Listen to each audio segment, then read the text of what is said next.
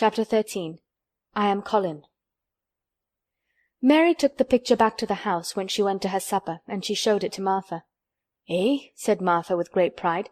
"I never knew our Dickon was as clever as that. That there's a picture of a mistle thrush on her nest, as large as life and twice as natural." Then Mary knew Dickon had meant the picture to be a message. He had meant that she might be sure he would keep her secret.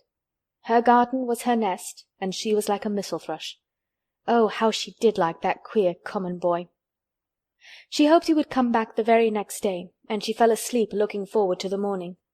But you never know what the weather will do in Yorkshire, particularly in the springtime.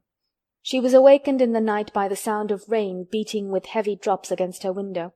It was pouring down in torrents, and the wind was wuthering round the corners and in the chimneys of the huge old house. Mary sat up in bed and felt miserable and angry. "The rain is as contrary as I ever was," she said. "It came because it knew I did not want it." She threw herself back on her pillow and buried her face. She did not cry, but she lay and hated the sound of the heavily beating rain. She hated the wind and its wuthering. She could not go to sleep again. The mournful sound kept her awake because she felt mournful herself.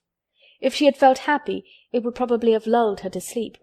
How it wuthered, and how the big raindrops poured down and beat against the pane! "It sounds just like a person lost on the moor and wandering on and on, crying," she said. She had been lying awake, turning from side to side for about an hour, when suddenly something made her sit up in bed and turn her head toward the door, listening. She listened and she listened. "It isn't the wind now," she said in a loud whisper. "That isn't the wind. It is different. It is that crying I heard before." The door of her room was ajar, and the sound came down the corridor, a far-off faint sound of fretful crying. She listened for a few minutes, and each minute she became more and more sure. She felt as if she must find out what it was. It seemed even stranger than the secret garden and the buried key. Perhaps the fact that she was in a rebellious mood made her bold. She put her foot out of bed and stood on the floor. "I'm going to find out what it is," she said. "Everybody is in bed, and I don't care about Mrs. Medlock. I don't care." There was a candle by her bedside, and she took it up and went softly out of the room. The corridor looked very long and dark, but she was too excited to mind that. She thought she remembered the corner she must turn to find the short corridor with the door covered with tapestry, the one Mrs. Medlock had come through the day she lost herself. The sound had come up that passage. So she went on with her dim light, almost feeling her way, her heart beating so loud that she fancied she could hear it. The far-off faint crying went on and led her. Sometimes it stopped for a moment or so, and then began again. Was this the right corner to turn? She stopped and thought. Yes, it was. Down this passage and then to the left, and then up 2 broad steps, and then to the right again. Yes, there was the tapestry door.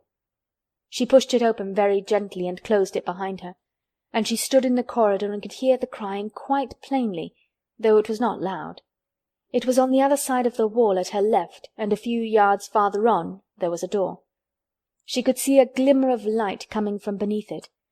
The someone was crying in that room, and it was quite a young someone. So she walked to the door and pushed it open, and there she was, standing in the room. It was a big room, with ancient, handsome furniture in it. There was a low fire glowing faintly on the hearth, and a night-light burning by the side of a carved 4-posted bed hung with brocade, and on the bed was lying a boy, crying fretfully. Mary wondered if she was in a real place, or if she had fallen asleep again and was dreaming without knowing it. The boy had a sharp, delicate face the colour of ivory, and he seemed to have eyes too big for it. He had also a lot of hair, which tumbled over his forehead in heavy locks and made his thin face seem smaller. He looked like a boy who had been ill, but he was crying more as if he were tired and cross than as if he were in pain. Mary stood near the door with her candle in her hand, holding her breath. Then she crept across the room, and as she drew nearer, the light attracted the boy's attention, and he turned his head on his pillow and stared at her, his grey eyes opening so wide that they seemed immense. "Who are you?" he said at last in a half-frightened whisper. "Are you a ghost?" "No, I am not," Mary answered, her own whisper sounding half-frightened. "Are you one?" He stared and stared and stared. Mary could not help noticing what strange eyes he had. They were agate grey, and they looked too big for his face because they had black lashes all round them. "No," he replied after waiting a moment or so. "I'm Colin." "Who is Colin?" she faltered. "I'm Colin Craven. Who are you?" "I'm Mary Lennox. Mr. Craven is my uncle." "He is my father," said the boy. "Your father?" gasped Mary. "No one ever told me he had a boy. Why didn't they?" "Come here," he said, still keeping his strange eyes fixed on her with an anxious expression. She came close to the bed, and he put out his hand and touched her. "You are real, aren't you?" he said. "I have such real dreams very often. You might be one of them." Mary had slipped on a woolen wrapper before she left her room, and she put a piece of it between his fingers. "Rub that and see how thick and warm it is," she said. "I will pinch you a little if you like, to show you how real I am. For a minute I thought you might be a dream too." "Where did you come from?" he asked. "From my own room. The wind wuthered so I couldn't go to sleep, and I heard someone crying and wanted to find out who it was." "What were you crying for?" "Because I couldn't go to sleep either, and my head ached. Tell me your name again." "Mary Lennox. Did no one ever tell you I had come to live here?" He was still fingering the fold of her wrapper, but he began to look a little more as if he believed in her reality. "No," he answered. "They daren't." "Why?" asked Mary. "Because I should have been afraid you would see me. I won't let people see me and talk me over." "Why?" Mary asked again, feeling more mystified every moment. "Because I am like this always, ill and having to lie down. My father won't let people talk me over either. The servants are not allowed to speak about me. If I live I may be a hunchback, but I shan't live. My father hates to think I may be like him." "What a queer house this is," Mary said. "What a queer house. Everything is a kind of secret. Rooms are locked up and gardens are locked up. And have you been locked up?" "No. I stay in this room because I don't want to be moved out of it. It tires me too much." "Does your father come and see you?" Mary ventured. "Sometimes. Generally when I am asleep. He doesn't want to see me." "Why?" Mary could not help asking again. A sort of angry shadow passed over the boy's face. "My mother died when I was born, and it makes him wretched to look at me. He thinks I don't know, but I've heard people talking. He almost hates me." "He hates the garden because she died," said Mary, half speaking to herself. "What garden?" the boy asked. "Oh, just a garden she used to like," Mary stammered. "Have you been here always?" "Nearly always. Sometimes I have been taken to places at the seaside, but I won't stay because people stare at me. I used to wear an iron thing to keep my back straight, but a grand doctor came from London to see me and said it was stupid. He told them to take it off and keep me out in the fresh air. I hate fresh air, and I don't want to go out." "I didn't when I first came here," said Mary. "Why do you keep looking at me like that?" "Because of the dreams that are so real," he answered rather fretfully. "Sometimes when I open my eyes I don't believe I'm awake." "We're both awake," said Mary. She glanced round the room with its high ceiling and shadowy corners and dim firelight. "It looks quite like a dream, and it's the middle of the night, and everybody in the house is asleep. Everybody but us. We are wide awake." "I don't want it to be a dream," the boy said restlessly. Mary thought of something all at once. "If you don't like people to see you," she began, "do you want me to go away?" He still held the fold of her wrapper, and he gave it a little pull. "No," he said. "I should be sure you were a dream if you went. If you're real, sit down on that big footstool and talk. I want to hear about you." Mary put down her candle on the table near the bed and sat down on the cushioned stool. She did not want to go away at all. She wanted to stay in the mysterious hidden-away room and talk to the mysterious boy. "What do you want me to tell you?" she said. He wanted to know how long she had been at Misselthwaite. He wanted to know which corridor her room was on. He wanted to know what she had been doing, if she disliked the moor as he disliked it, where she had lived before she came to Yorkshire. She answered all these questions and many more, and he lay back on his pillow and listened. He made her tell him a great deal about India and about her voyage across the ocean. She found out that because he had been an invalid he had not learned things as other children had. One of his nurses had taught him to read when he was quite little, and he was always reading and looking at pictures in splendid books. Though his father rarely saw him when he was awake, he was given all sorts of wonderful things to amuse himself with. He never seemed to have been amused, however. He could have anything he asked for, and was never made to do anything he did not like to do. "Everyone is obliged to do what pleases me," he said indifferently. "It makes me ill to be angry. No one believes I shall live to grow up." He said it as if he was so accustomed to the idea that it had ceased to matter to him at all. He seemed to like the sound of Mary's voice. As she went on talking he listened in a drowsy, interested way. Once or twice she wondered if he were not gradually falling into a doze, but at last he asked a question which opened up a new subject. "How old are you?" he asked. "I'm 10," answered Mary, forgetting herself for the moment. "And so are you." "How do you know that?" he demanded in a surprised voice. "Because when you were born the garden door was locked and the key was buried, and it has been locked for 10 years. Colin half sat up, turning toward her, leaning on his elbows. "What garden door was locked? Who did it? Where was the key buried?" he exclaimed, as if he were suddenly very much interested. It was the garden Mr. Craven hates," said Mary nervously. "He locked the door. No one knew where he buried the key." "What sort of a garden is it?" Colin persisted eagerly. "No one has been allowed to go into it for 10 years," was Mary's careful answer. But it was too late to be careful. He was too much like herself. He too had had nothing to think about, and the idea of a hidden garden attracted him as it had attracted her. He asked question after question. Where was it? Had she never looked for the door? Had she never asked the gardeners? "They won't talk about it," said Mary. "I think they've been told not to answer questions." "I would make them," said Colin. "Could you?" Mary faltered, beginning to feel frightened. If he could make people answer questions, who knew what might happen? "Everyone is obliged to please me, I told you that," he said. "If I were to live, this place would sometime belong to me. They all know that. I would make them tell me." Mary had not known that she herself had been spoiled, but she could see quite plainly that this mysterious boy had been. He thought that the whole world belonged to him. How peculiar he was, and how coolly he spoke of not living. "Do you think you won't live?" she asked, partly because she was curious and partly in hope of making him forget the garden. "I don't suppose I shall," he answered as indifferently as he had spoken before. "Ever since I remember anything I have heard people say I shan't. At first they thought I was too little to understand, and now they think I don't hear. But I do. My doctor is my father's cousin. He is quite poor, and if I die he will have all Misselthwaite when my father is dead. I should think he wouldn't want me to live." "Do you want to live?" inquired Mary. "No," he answered in a cross, tired fashion, "but I don't want to die. When I feel ill I lie here and think about it until I cry and cry." "I have heard you crying 3 times," Mary said, "but I did not know who it was. Were you crying about that?" She did so want him to forget the garden. "I dare say," he answered. "Let us talk about something else. Talk about that garden. Don't you want to see it?" "Yes," answered Mary in quite a low voice. "I do," he went on persistently.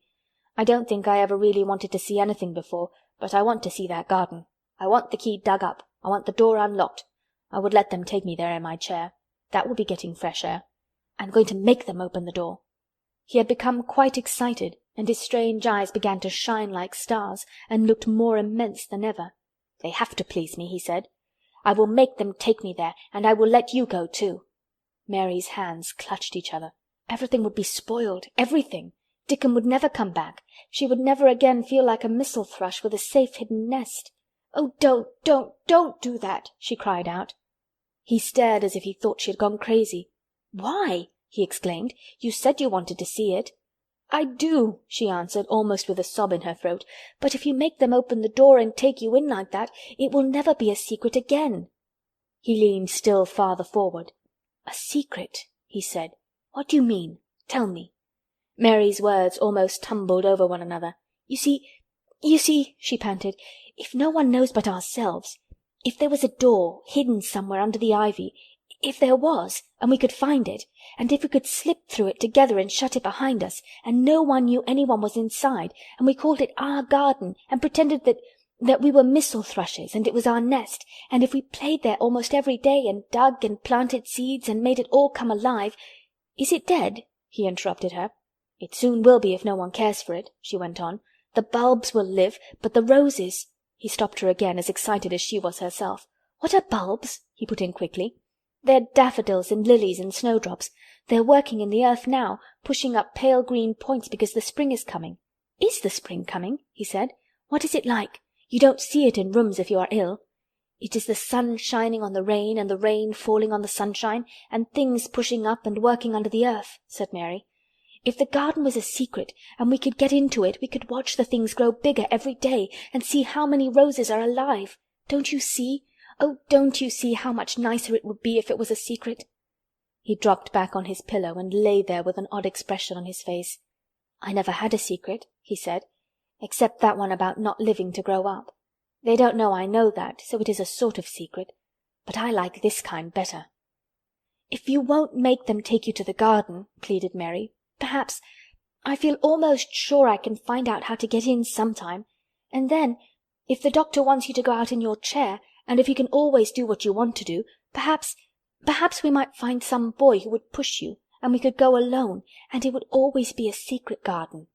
I should like that," he said very slowly, his eyes looking dreamy. "I should like that. I should not mind fresh air in a secret garden." Mary began to recover her breath and feel safer because the idea of keeping the secret seemed to please him. She felt almost sure that if she kept on talking and could make him see the garden in his mind as she had seen it, he would like it so much that he could not bear to think that everybody might tramp into it when they chose. "I'll tell you what I think it would be like if we could go into it," she said. "It has been shut up so long things have grown into a tangle, perhaps."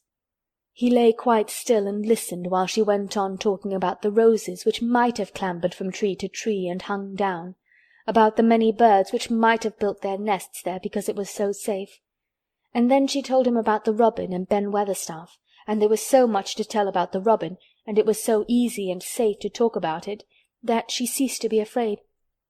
The robin pleased him so much that he smiled until he looked almost beautiful, and at first Mary had thought that he was even plainer than herself, with his big eyes and heavy locks of hair. "I did not know birds could be like that," he said. "But if you stay in a room you never see things. What a lot of things you know! I feel as if you had been inside that garden." She did not know what to say, so she did not say anything. He evidently did not expect an answer, and the next moment he gave her a surprise. "I'm going to let you look at something," he said. "Do you see that rose-colored silk curtain hanging on the wall over the mantelpiece?" Mary had not noticed it before, but she looked up and saw it. It was a curtain of soft silk hanging over what seemed to be some picture. "Yes," she answered. "There is a cord hanging from it," said Colin. "Go and pull it." Mary got up, much mystified, and found the cord. When she pulled it, the silk curtain ran back on rings, and when it ran back it uncovered a picture. It was the picture of a girl with a laughing face. She had bright hair tied up with a blue ribbon, and her gay, lovely eyes were exactly like Colin's unhappy ones, agate grey and looking twice as big as they really were because of the black lashes all round them. "She is my mother," said Colin complainingly. "I don't see why she died. Sometimes I hate her for doing it." "How queer," said Mary. "If she had lived I believe I should not have been ill always," he grumbled. "I dare say I should have lived too. And my father would not have hated to look at me.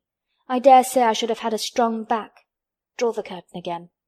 Mary did as she was told and returned to her footstool. "She is much prettier than you," she said, "but her eyes are just like yours. At least, they are the same shape and colour. Why is the curtain drawn over her?" He moved uncomfortably.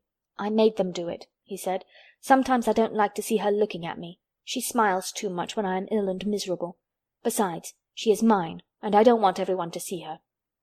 There were a few moments of silence, and then Mary spoke. "What would Mrs. Medlock do if she found out I had been here?" she inquired. "She would do as I told her to do," he answered.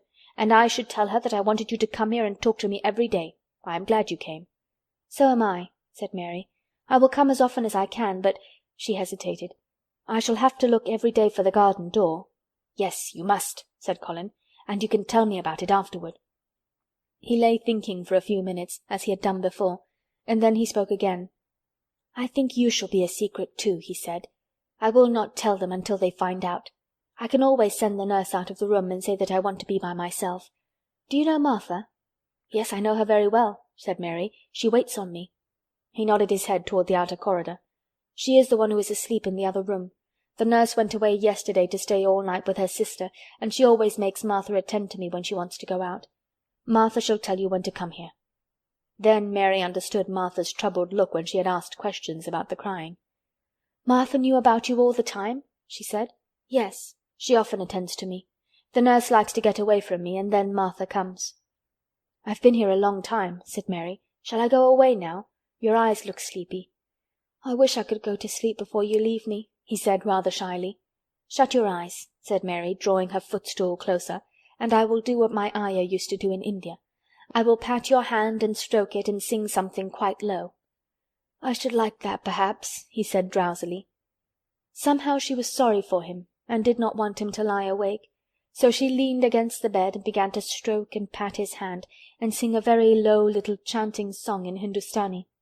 "That is nice," he said, more drowsily still, and she went on chanting and stroking, but when she looked at him again his black lashes were lying closed against his cheeks, for his eyes were shut and he was fast asleep.